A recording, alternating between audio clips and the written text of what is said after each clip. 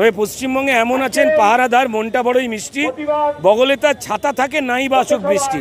মমতা বন্দ্যোপাধ্যায় বগলে চালাকি ছাতা নিয়ে ঘুরছেন, গলায় পৈতে সম্পন্ন ব্রাহ্মণ বাড়ির মেয়ে হয়ে গিয়ে সংবিধানের শপথ নেওয়ার পর সংখ্যালঘু ভোটকে ফিরে পেতে যাদের তিনি লুট করেছেন, যে সংখ্যালঘুরা তাদের থেকে সরে যাচ্ছে, আনিসকাণ্ড, বকটুই, তাদের ঘর বাড়ি রেশন চুরির পর সংখ্যাগুরুর মতো তাদের ফিরে পাওয়ার জন্য তিনি আল্লাহর নামে কসম খাচ্ছেন।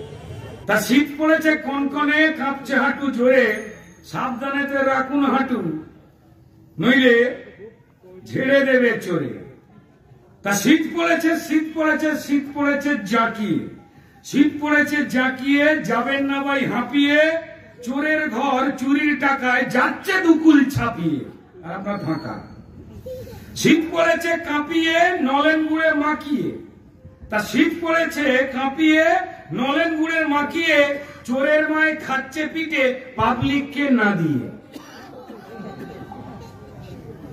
শীত পড়েছে কম্বলে, শীত পড়েছে কম্বলে, ডাকাত ছিল চম্বলে।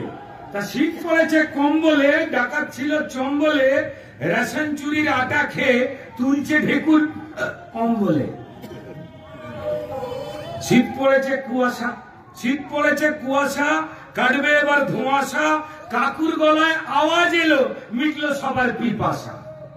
শীত পড়েছে বিউটিফুল, দাদা শীত পড়েছে বিউটিফুল, খাড়া তৃণমূলের চুল, পদ্ম ফুলের বলতা এসে 24-এতে ফোটা ফুল।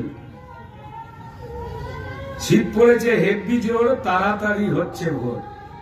শেষ লাইন, শীত পড়েছে হেব্বি জোর, তাড়াতাড়ি হচ্ছে ভোর, এমপি হলো চাকরি হারা।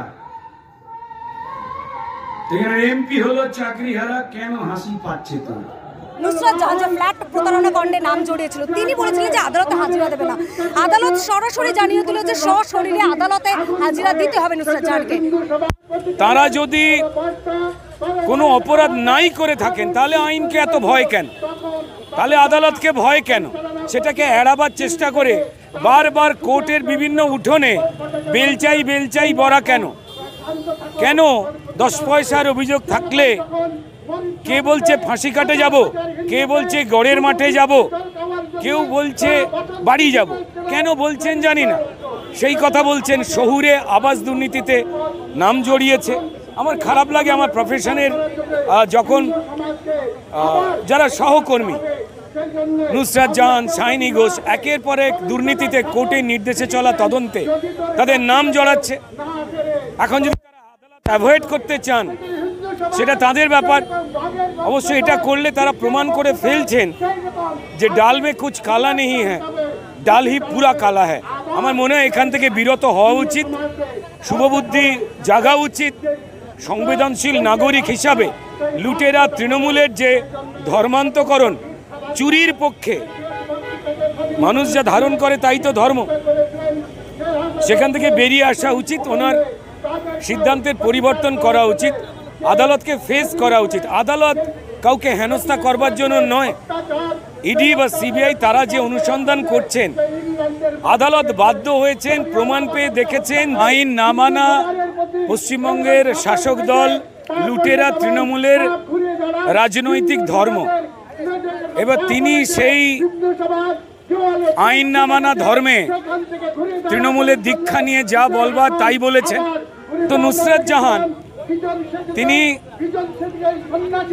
তার কনস্টিটিউয়েন্সির মঞ্চ থেকে ভারতীয় জনতা পার্টির কর্মীদের আইন ভেঙে একটা অপরাধীর মতো কথা বলেছিলেন। এখনো গ্রেপ্তার হয়নি আমার প্রফেশনের কলিগ, কিন্তু কেউ তো আইনের ঊর্ধ্বে নয়। তিনি বলেছিলেন যে ভারতীয় জনতা পার্টির কর্মীরা তৃণমূলের চুরির খবর তুলে ধরে আপনার বাড়িতে এলে তাদের বাঁশ দিয়ে মারবার জন্য বলেছিলেন। এটা তো সাংঘাতিক রকম অপরাধ। আমরা প্রতিহিংসা পরায়ণ নই, ভেবেছিলাম যে উনি শুধরে যাবেন, কিন্তু ওনার দলীয় নিয়ম মেনে আইন না মানা, আইনকে বুড়ো আঙুল দেখানো, অভিষেক বন্দ্যোপাধ্যায়, কুণাল ঘোষ সহ বর্ষিয়ান শোভনদেব চট্টোপাধ্যায় অবধি আইন মেনে যে তদন্ত হচ্ছে, চোরের চোরকে যারা লুটেরারা তাদের শাস্তি দেওয়ার জন্য যে প্রক্রিয়া রয়েছে আমাদের সংবিধান মোতাবেক আইন অনুযায়ী, সেইটাকেই তৃণমূল মানতে চায় না। কারণ এটা মানলেই সমস্ত চোরেরা আইন ভাঙার জন্য, মানুষের ক্ষতি করার জন্য জেলে যাবে। যারা অসৎ, এই যে চাল চুরি, রেশন চুরি, পুলিশ তদন্ত করতে গিয়েও পশ্চিমবঙ্গের পুলিশ অপরাধীদের আড়াল করবার জন্য সেই তদন্ত তারা এগিয়ে নিয়ে যায়নি, অর্থাৎ চোরকে চুরি করতে বলেছে। মাননীয় মুখ্যমন্ত্রী এসএসসি অপরাধীদের ঘুঘুর বাসা বলবার পরেও সেই বাসা তারা ভাঙেননি, তিনি ভাঙেননি। পুলিশ মন্ত্রী মুখ্যমন্ত্রী হয়ে এই যে আইনের বিরুদ্ধাচরণ, যা বেআইনি সেটাকেই প্রমোট করা, যারা আইন ভাঙছে, ইডিকে মারধর করছে, জওয়ানদের তাড়া করছে, সাংবাদিক নিগ্রহ করছে, তাদের পক্ষেই পশ্চিমবঙ্গের মুখ্যমন্ত্রী দাঁড়াচ্ছেন, তৃণমূল নেত্রী দাঁড়াচ্ছেন।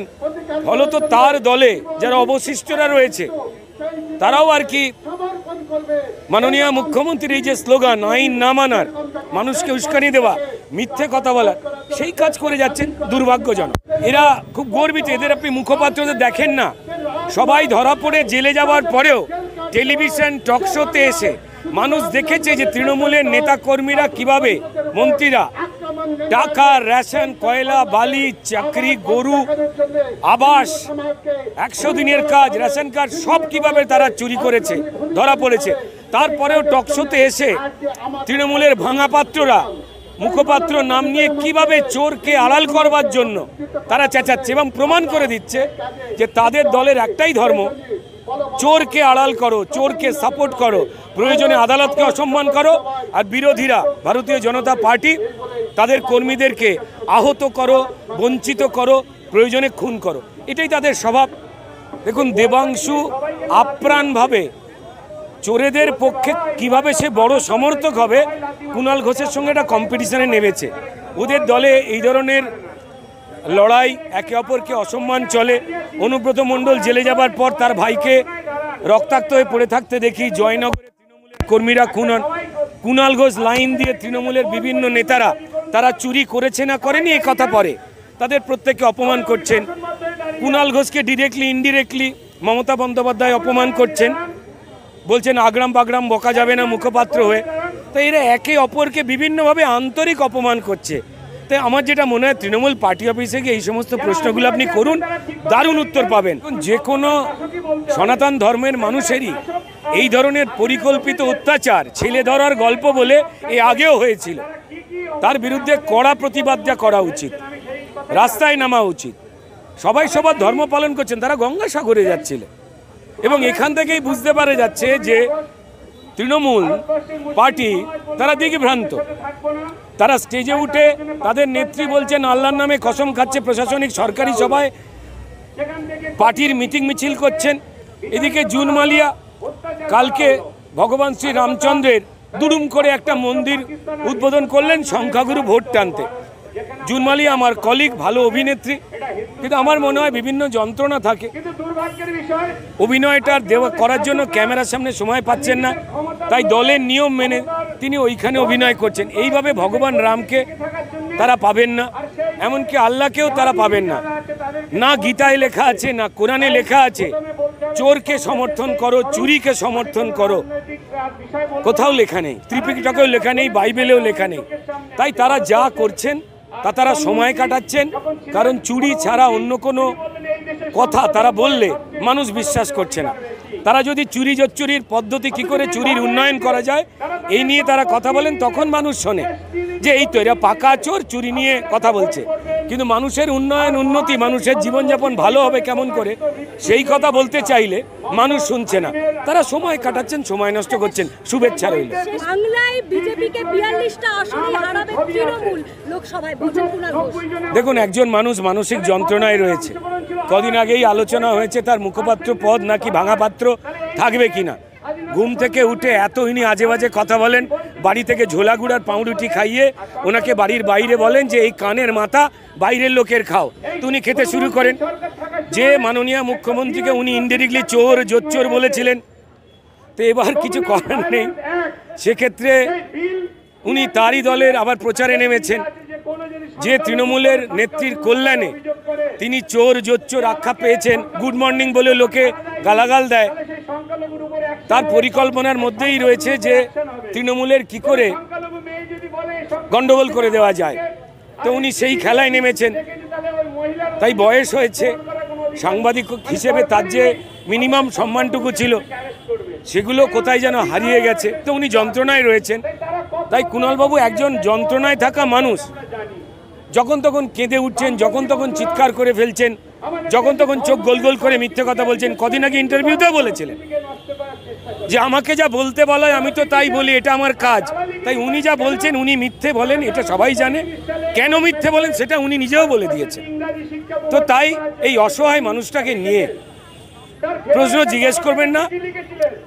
ঈশ্বর ওনার ভালো করুক, রামচন্দ্র ওনার কৃপা করুক, শ্রী চৈতন্যদেব ওনাকে চৈতন্য দিন, শ্রীকৃষ্ণদেব ওনাকে ওনার দলের মধ্যে থেকেই যে যুদ্ধ করার যে ধর্মযুদ্ধে উনি নেমেছেন, তৃণমূলের এক দলের পিণ্ডি চটকাবই, সেইখানে উনি এগিয়ে যাক। ওনার প্রতি শুভেচ্ছা রইল।